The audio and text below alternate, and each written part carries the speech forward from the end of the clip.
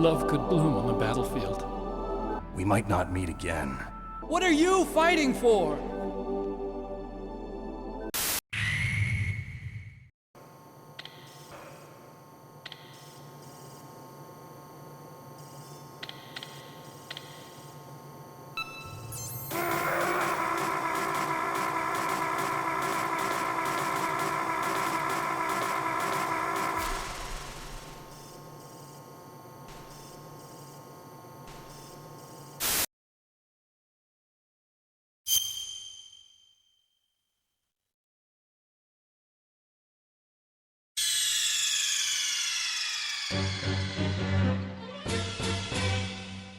Heading down into the bowels of hell, and I'm only half kidding here because I'm pretty sure that this shouldn't naturally exist in the middle of Alaska. Snake, you really need to stop using those. Too many more and you're gonna have some serious problems. Stopping short of there being a scene where one of the space seals are slowly lowered into the lava as they give a thumbs up, I'm not even sure why this is here. It doesn't really come up at all in the story, and if any of your support team tell you what it's for, then I have no idea because I didn't call them at this point. You're in the room for like 3 minutes while getting to the next area, and it's not like you're gonna be coming back here, probably, so it shouldn't really matter anyway, right? Except it wouldn't be this stupid shit I call a YouTube show if I didn't probe at least a little deeper. The first thought would be that it's maybe part of the nuclear weapon and material disposal process, so I had a look at that. I'm not going to go into the huge amounts of detail of exactly what's involved in the disposal of nuclear weapons, most of which I don't understand anyway, but the surface level stuff seems straightforward enough, which is to say that the weapon shells themselves are dismantled, the nuclear material removed, which along with the other hazardous material, mixed waste, items that have been irradiated during the whole process, etc., they're taken far, far away from human habitation, you'd hope, and then buried deep in the fucking ground. There is basically no other way of dealing with it right now, and from my cursory readings, I can't see anything about a fucking pit of lava being a part of the process, and can only guess as to all the ways such a thing would make the situation much, much worse if we were to just toss shit into it. And the manuals aren't going to help a whole lot, because the manuals, and yes, there are a few depending on which region you're in or what release we're talking about, aren't really informative, not in the same way those from the previous games have been. Instead, I've been referring a lot to the official mission handbook, which has the sign-off from Kojima right near the front, so I'm just going to assume that at one point, he was fine with all the information that went into this. That handbook says that this area is a smelting pit used to help create the armor plating for Metal Gear Rex, and is said to be another of Arms Tech's little secrets, implying that the existence of this pit is their doing. Though, of course, they would have installed it with the full knowledge of the US government because all this is being paid for out of the Pentagon's black budget. Thank God this is just a video game and that the real US government would never do something so terrible and reckless. I also haven't found a solid reason as to why the manuals for this game were so devoid of expository information like they had been for the previous games. It's entirely possible that this is down to the fact that so much more can be communicated in the game now, and in a story-satisfying way, so Kojima and his team didn't feel the need to put quite as much surrounding information into the manuals. Maybe this was done because the official mission handbook was being planned, so all the additional information that might have been found in a manual previously would instead go into this other book that you'd have to buy separately from the game, you see. It may also have been a deliberate choice to leave some stuff out because of how some manual info has conflicted with the in-game events of previous games. And that can happen in the course of things even without Konami America doing their whole thing, which we'll get to another day. So, once we've passed through the foundry, it's time for another goddamn ambush on the elevator as these fuckers literally action leap onto the platform so they can fight you. Damn. Then you come off that lift so you can be blindsided by the gun turrets. And then after that, a very creepy and definitely not suspicious gathering of ravens join you on the longest elevator ride in the world. But it's fine, you can kill them too. Look, I said it's fine, I'm pretty sure they're enemy birds.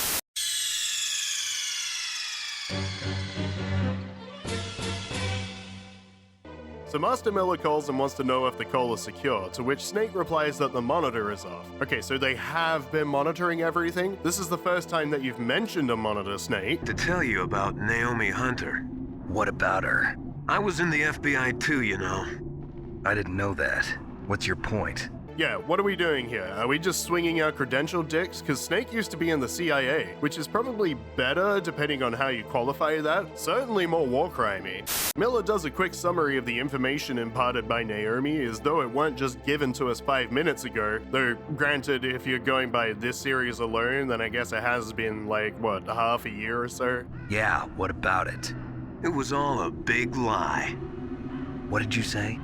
I mean, you could probably guess where this is going, but the way we get there is... She might be a spy. Yeah, just like that. Immediate conclusion that should be drawn based on exactly zero evidence presented. That's definitely the kind of thing that should be accepted at face value. Although, yeah, I suppose it can't be denied that I have questions about her.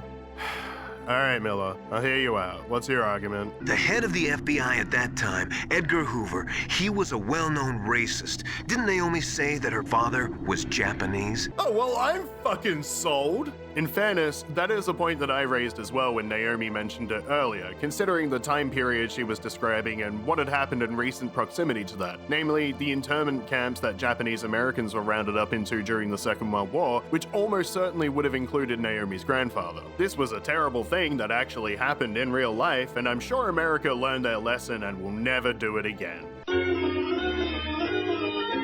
He backs this up, however, by saying there wasn't a single Asian investigator back then, by which I can only assume he means the 50s. Now, I can tell you that this seems to be more or less correct, I think. It seems like the first time Asian agents would enter the FBI would be around the 1960s, not the 50s. The claim that the sting started in Chicago is arguably true, since this could be in reference to the work that was done to bring down Capone, but that was in the 20s, not the 60s. All this is to say that if you were Snake or a player of this game in 1999, you may as well take Miller at his word while it's giving you these half-truths, because there's a good chance that both of you would have had about the same ability to verify this information at hand, i.e. fucking none. However, I know the veracity of it because I had the magic of the internet in the mid-2020s, and okay, well, I wrote that line in early 2024 and we didn't know where things were heading yet at that point, but if the basis of your argument is that she got some shit wrong or maybe made it up, then your arguments against Hunter can easily be put to you as well, Miller, you suspicious fuck. Wait, why am I defending the injector of mysterious fluids? You better check it out. How? How am I Why didn't you take this to the Colonel? What did you want me to do about this when I'm the one out in the field? What does telling me this do for me except make me extremely paranoid about my fucking support team? It's almost like you're up to something. The chief and the president mysteriously dying, and that ninja?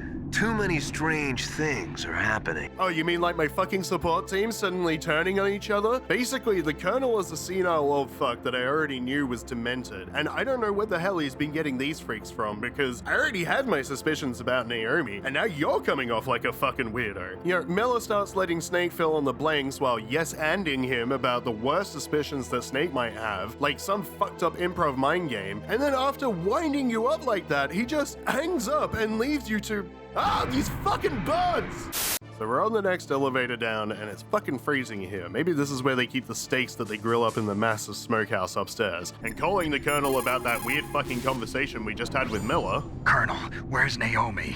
I'm right here, Snake. What is it? Oh, nothing. Forget it. Smooth. The Colonel tells you to stop wasting time, and Naomi interjects to talk about the weather. Snake, it's over 30 below outside. What's wrong? Forget it. Thanks. And then the Colonel tells you to stop wasting time. Seriously, Snake, stop wasting so much fucking time. You're still being chased by the birds.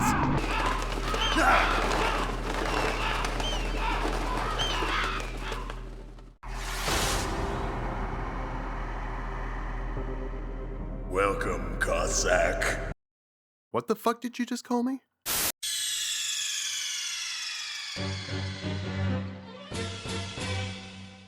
Now, Vulcan is a bit understated as a character in Metal Gear Solid. He only gets a couple of chances to shine, and compared to everyone else, Wolf withstanding, he feels a bit lackluster for what he's actually supposed to be, though I'm speaking strictly in the context of his appearance in the game. Like, every character up to this point has been kind of grounded, even the cyborg ninja or mantis. Psychic powers and bionic skin-tight exosuits are obviously the domain of science fiction.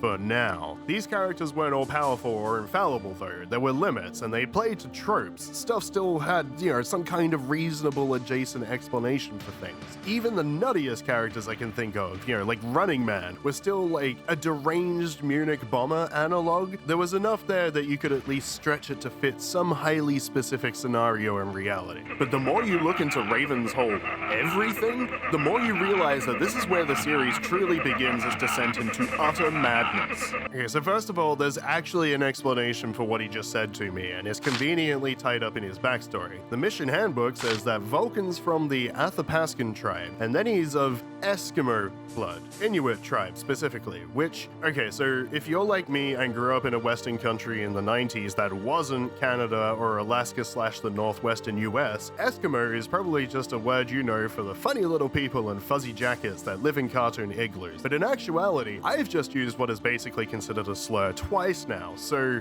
yeah, I guess it's a good thing I'm still not monetized. The mission handbook covers this, saying that Vulcan fucking hates the word because, again, it is basically a slur, in the sense that it's used to generalize as a group what are actually distinct peoples with different cultures and traditions. And he uses the Yupik word for white man in kind, which is guss-uck, which is likely intended as a slur back at Snake. There are obviously varying kinds of white people with all kinds of backgrounds. Snake himself is Japanese American. So just saying white guy to refer to Snake in his own language is actually a clever retort to being called Eskimo by Snake. This kind of distinction is important because his bio goes on to talk about Indians, which is to say the indigenous tribes of Northern America, specifically the Sioux tribe. In fact, the Sioux tribe is so important to him that he has circuit-like tattoos covering his body, which are actually the petroglyphs from ancient rock carvings, presumably from the Sioux tribe. But again, this was written in the 90s, so we'll get to the clarification on what it means by this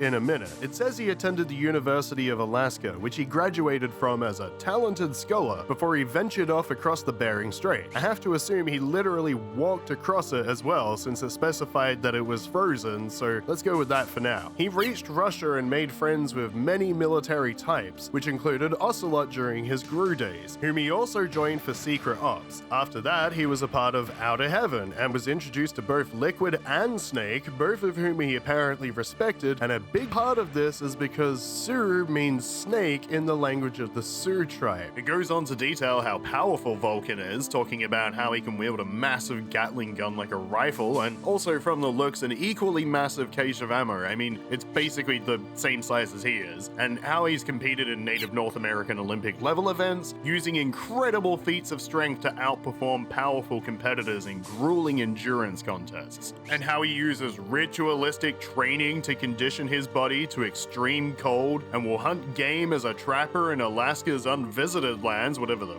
fuck that means, and how his raven-shaped birthmark— I'm sorry, wait, what? That's a birthmark? No, what? Fuck off. And when he becomes excited, the raven on his forehead disappears, and Vulcan Raven's senses heighten to almost superhuman levels. He can control the very spirits of the wilderness, and survivors of confrontations with him talk about hallucinations, and hexes, and the birds. The birds! Okay, so that all sounds fucking crazy, and I'm sure Blaustein did what he could with the information he had to apply to this character, so I don't doubt Vulcan is this insane in the Japanese version as well. Like I said, I'm certainly not a scholar on indigenous histories by any means. This is just using the power of the internet to do a quick search about how accurate all this actually is, and then applying it to what we know about this game and setting. So, with that in mind, let's revisit a few things that we know about Vulcan. First is his immense physical strength. A fun little fact is that the Inuit displaced another culture around 4,000 years ago called the Dorset. Inuit legends have referred to the Dorset people as giants, as they were physically taller and stronger than the Inuits on average. I'm not saying that Vulcan's some kind of genetic leftover of these giants of legend, I'm just not saying that either. This kind of thing would go a ways towards explaining his unusually high endurance, however. Conditioning oneself to extreme cold is something that is theoretically possible and has been achieved in documentation documented processes by numerous individuals, I wouldn't recommend it myself. That shit looks fucked. But I also think that what Vulcan can do goes a little bit beyond some bodily conditioning. This part about him crossing the Bering Strait, that sea doesn't just completely freeze over during any time of the year, at least not as one solid bridge. Strong currents will mean that there are sections of open, presumably literally freezing temperature cold waters between the masses of ice. That means in his crossing of the strait, he absolutely would have had to swim through those Arctic waters at several points, getting back out into the freezing temperatures while wet for hours and hours. By contrast, if my body temperature changes even a little bit too quickly, I'll have a panic attack that can take me out for days. And Vulcan presumably did this just for the cheap fares because he doesn't trust the great metal skybirds that launch themselves into the great big blueness overhead. And you might be thinking, but the bio doesn't say he swam across the Bering Strait. Maybe he took a boat. And I want you to look at this man and honestly ask yourself if he looks like the kind of person to opt for the sane decision. There is no doubt in my mind that he marched straight into the ocean in the direction of Russia and knew that his titanium balls would keep him both steady and magnetically aligned to his course. And I mean, crossing the strait like that sounds possible. People have done it before, either out of desperation or a deranged sense of adventure, and I have to assume that by including this information, the bio is implying that Vulcan is similarly tapped in the head, because he'd have to be fucking crazy to do something like that, right? Well, we'll get to that. So this, combined with his Native American Olympic wins and the sheer size of that weapon he's carrying around, I'd say his strength checks out. Next is his connection to the world of espionage and shady mercenary work. Vulcan's apparently been buds with Ocelot for a long time, carrying out Soviet Black Ops with him for funsies during the GRU days. It was through Ocelot that Vulcan would end up joining Out of Heaven. That means that while Snake was running around looking for the TX-55 to destroy, Raven was somewhere in there as well. I'm no longer convinced that there actually were two Arnolds, considering death doesn't really seem to mean much in these games. As a side note, because I'm not entirely sure where else to put this, but if Konami do end up going back to remake the first Metal Gear game, Vulcan better be in there fucking somewhere, since Kojima has basically already written in that anyway apparently, and that shit would be fucking sick. Anyway, the details are a little scarce in the bio here, but given what we already know about how things played out after Operation N313, he was probably scooped up into Foxhound by Ocelot following the fall of Out of Heaven. That means he's also had around a decade of experience working within an unorthodox counter-terrorism unit, one that not only has access to unusual or highly advanced technology as its foundational philosophy, but includes several members that specialize in different forms of psychological warfare, which is on top of the work he did with Russian secret ops during the Cold War, bookending his stint as a flunky for a madman with world domination flirtations. So, it's fair to say that through these various connections, he would almost certainly be able to acquire what I am pretty sure is supposed to be a vehicle-mounted machine gun, and probably some other tech too. Keep that in mind. Which brings us finally back to his obsession with Snake and Liquid, and his claims of, mystical abilities. It's all supposed to be based in his heritage, so let's go back to that for a minute. That whole part I went over before about the word Cossack was accurate, not just a setup to a bit. As far as I can tell, the overlap between Inuit and Athabascan is probably correct. Inuit is one of two major tribal groups in Alaska, both of which encompass several smaller subcultures, one of which is Athabascan. Yupik also is one of the major languages spoken in the area among those tribes, so good job there. What I'm stuck on is this Sioux connection, because as far as I've seen, there's no obvious connection between the Inuits or Athabascans and the Sioux tribes. I think that geographically they were closest to one another, but that's maybe it. So Raven's obsession with it doesn't really make sense, but what does make sense is how little he apparently knows of it given that context. When he says that Sioux in the Sioux's tribe language means snake, that's not correct. Like, at all. They in fact have their own names for the varying peoples under the umbrella of Sioux, with Sioux itself being used for the English name for the tribe, taken from the French name for the tribe. And the French were in fact just bastardizing a word from another Native American tribe, adding their pluralization suffix of "oo" at the end. Over time, that word was diminutized, as words often are, and became Sioux. And the word for snake in the Sioux language is Zuzeka. That's because the significance is... actually, I still don't understand why. And then finally, we come to Vulcan's supposed mystical abilities, such as projecting bird-shaped birthmarks off his forehead as actual birds, cursing people with spells, and otherwise controlling the birds that seem to flock around him. This is where I'm kind of stumped for an answer as to how this can even be a thing. Like, was mysticism a part of the various cultures I mentioned, and does it still play a role? Maybe? But is magic actually real and present in everyday life? Obviously and sadly not. So there's no real world parallel to draw from here. But in the context of this game, well, not for the last time in this game series, this prompts the question, is magic real? And remember, this isn't like invisibility brought about by developments in stealth camouflage technology, or notably early manifestations of human psychic potential in the 21st century. This is just straight up magic it wants us to believe is happening. I mean, he calls them fucking hexes, and the basis for this is, apparently, a bunch of bullshit he's pulled out of his ass about someone else's tribe that he's hopelessly fanboying over. So to sum up, Vulcan is evidently far stronger than the average person with a confirmed shady past due to connections with a number of equally, if not more so shady militarized organizations, wielding powerful weaponry not normally available to even regular armed forces, which he employs toward an obsession with Liquid and Solid Snake based on a mistranslation of the name of a tribe he fundamentally seems to misunderstand and doesn't actually belong to because, that's right, Vulcan Raven is a Sioux. He will, of course, indulge the mythology that's been building around him. It puts the fear of him into his target's mind before he's even in the same room as them, which is only the first step of his plan because this fucking thing is an ammo reserve, but it is also a means of dispersing hallucinogens. I posit to you, dear viewers, that this isn't a fucking birthmark. It is just a tattoo the same as any of his other tattoos, and merely a sign of his ruse. Can't you see? No fucking shit people hallucinate and see birds disappearing off his fucking forehead when they fight him. This asshole is spraying mescaline mist into the air. Vulcan is a fucking insane person that wants you to believe he can defy reality and use literal magic. He is, in fact, just a frighteningly strong con artist on par with Jamake Highwater that wants to get inside your head before he puts 4,000 rounds a minute into it. He might actually be able to talk to birds though, I'm not sure about that one. He doesn't just seem to be spewing verbal garbage at uncaring animals like a lunatic, they seem to actually respond to him. This is the end of the road for you. Right, my friends? Listen, they agree. How dare you kill my friends? Oh, Jesus. He knows. He knows about the birds. Does he know about the dogs too? Ravens aren't scavengers like most people think. They're simply returning to the natural world, that which is no longer needed. Look, I'm not going to argue with a deranged Dr. Dolittle that's twice my height and 10 times my strength to his face while he's carrying something that looks like that, especially not when he's still making veiled threats with animal metaphors in my direction. Sometimes they even attack wounded foxes. You were the one in the M1 tank? Must have been a tight fit for a big boy like you. Okay, so you definitely swing both ways then. I mean, I kind of already suspected between Ocelot and Otacon, but Snake, I really don't think this is the time to be. The Ravens and I were testing to see what kind of man you were. The judgment is decided.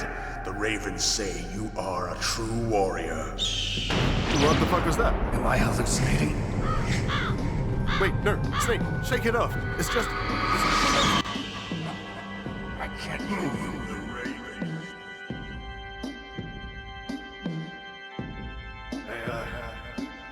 Feels, getting a little hot.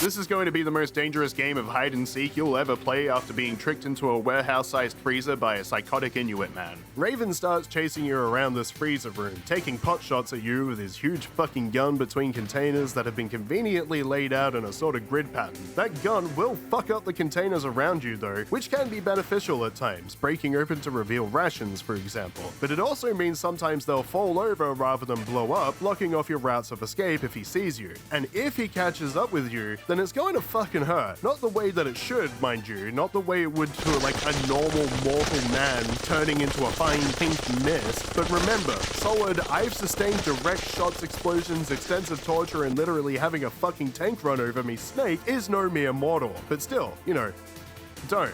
There are two methods that I know work, and I'll tell you about them in order of effectiveness, which also happens to be the order I knew about them too, but we'll get to that. So the first is using the RC missiles, turning Hunter into Hunted by chasing him down with one and hitting him before he can find you. Then move position to create some distance, or maybe even try to go from the same spot twice if you're feeling daring, and fire again. This is doable, but it is pretty slow going as you really have to sneak them up on him. Raven can hear them coming and he's quick enough to do a 180 no-scope your shit out of the air, and once he gets down to about half health, he somehow becomes even stronger and faster, like the bird wizard that he is, and that means you'll have way less time than you think to actually land a shot. All in all, not a great way to do it. Now that first method is what I thought was the intended method for this battle, like from the time I was a kid all the way through to just after starting this video series. It wasn't until one of you fucking weirdos in the comments raised the second method that I even realized it was a thing, and honestly, that fucking tracks me. You think I talk about being an idiot for jokes, but no.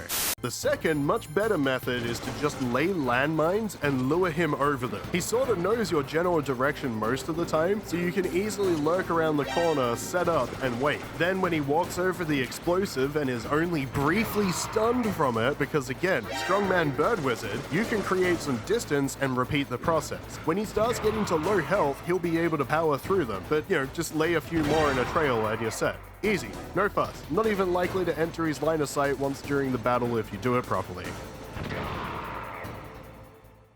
The Raven has put the mark of death upon you. Blood from the east flows to your veins. Your ancestors too were raised on the barren plains of Mongolia. And you and your Japanese are cut to each other. We share many ancestors, you and I don't have any crows on my family tree. You jest, but indeed ravens and snakes are not the best of friends. You live in Alaska too. You know of the World Eskimo Indian Olympics. Yeah, I know it. Must be a real thrill muck duck eating contest. Yes, you are right. But there is another event that I select. It is called Earfood. It is an event where two opponents pull each other's ears while enduring the harsh cold. You test spiritual as well as physical strength. The form is different, but the spirit is the same. Rejoice, Snake! Ours will be a glorious battle. This isn't glorious. It's just plain killing. Violence isn't a sport. Well, we'll see if there is either other words. Just as the boss said, it is my existence, which is no longer needed in this world. The path you walk on has no end. Each step you take is paved with the corpses of your enemies. Their souls fall in you shall have.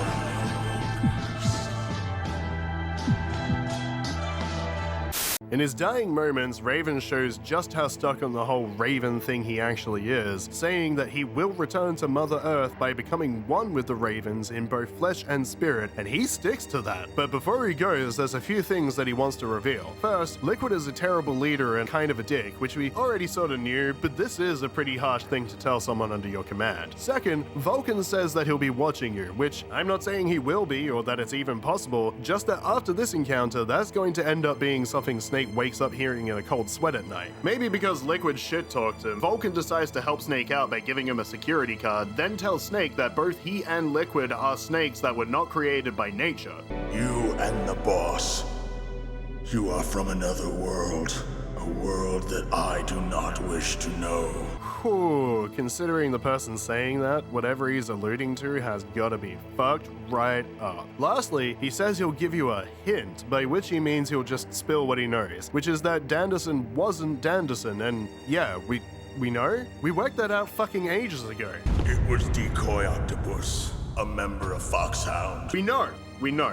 He reiterates that Decoy Octopus would copy his victims down to their blood, taking their own blood into himself, which, look, I'm not getting into the specifics of why that's impossible as well, so I guess when I said that Vulcan is where things start getting kind of weird, it actually started before the game did, and you just didn't notice. But Vulcan says that this wasn't enough to deceive the Angel of Death. The Angel of Death. But Snake is confused, I'm going to assume because he's just hung up on the why rather than the what, since you already know this Snake, and Vulcan decides now's the time to be a fucking tease. But why go to so much trouble? Why impersonate the chief? That is the end of my hint. You must solve the rest of the riddle yourself. I can't even threaten him with a painful death, god damn it. The motherfucker is about to let himself get eaten alive by birds. And on his way out, he does some bullshit philosophizing. In the natural world, there's no such thing as boundless slaughter. There's always an end to it. That's not true, just ask any country that has to deal with an invasive species with no natural predators, but please go on, dipshit. You are different. What are you trying to say? The path you walk on has no end. Oh, I see. He's trying to use it as a metaphor for, like, Snake being unnatural, going on, killing forever, and that he'll never know peace because his path will be paved with the corpses of his enemies, whereas Vulcan, I'm sure, was all about giving out hugs during his time in the wet works. My spirit will be watching you. Okay, I'm gonna kill all your birds when you're fucking dead. Hey, thanks for watching my stupid shit. Subscribe if you want to see more, and if you want to support the channel, then head to the link in the doobly-doo below for my Ko-fi page. Then you too can join this illustrious list of people.